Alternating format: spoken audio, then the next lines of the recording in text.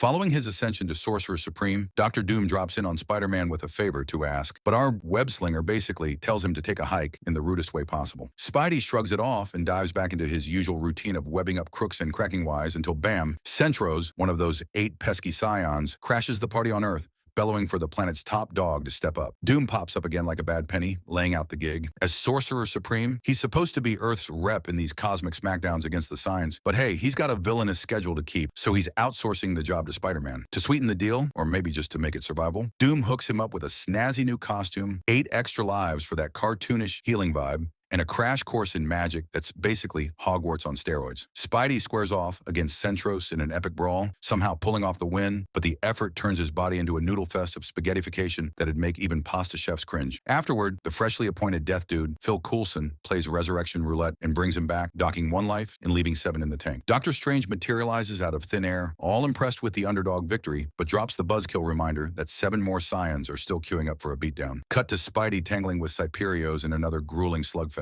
where he barely ekes out a triumph amid the chaos. Sometime later, mid-mission, he takes down Centros for what feels like an encore performance. While out on a chill date with his girl Shay, his spider sense starts buzzing like a faulty microwave, and poof, an enigmatic chick named Sarah yanks him into the past, right back to that fateful night Uncle Ben bit the dust. Peter lunges to rewrite history and save the day, but Syra blocks him like a cosmic goalie, announcing she's here to force-feed him a greatest hits reel of his personal nightmares. Next stop, the gut-wrenching plunge where Gwen Stacy meets her end. He swings at her in a fury, but she dances away effortlessly, tossing snarky barbs that hit harder than his punches. As Sarah ramps up the psychological warfare with every trick in her twisted book, Peter, grasping at straws, quizzes her on the future outcome of their clash. She cackles like a mad hyena and confesses she's dispatched by his own comic book overlords just to crank up the misery dial. Out of nowhere, a grizzled future Spider-Man zips in, lands a solid hit on her, then blinks out, yelling encouragement like, "Keep swinging, kid." Not one to be outdone, Sarah fractures his mind into a million pieces, making him endure every second of his life in a simultaneous overload that's basically eternal buffering hell. She drags him to Aunt May's final moments, wasting away from cancer, where he can only spectate like a powerless audience member at his own tragedy. Peter tries to play it cool, quipping that he's basically a pro at binge-watching these sob-fest biopics about himself. But Syrah flips the script with a bombshell revelation, unveiling the grim fates of all his nearest and dearest, MJ, Black Cat, even Spider-Boy, in a montage that'd make horror directors jealous. Overwhelmed, Peter crumbles into a sobbing mess, finally clocking that no amount of heroics can outrun the Reaper. He hangs up the mask for good, perching on a rooftop with a greasy pizza slice, munching in eerie quiet while those recycled horrors loop in his head like a bad Netflix algorithm.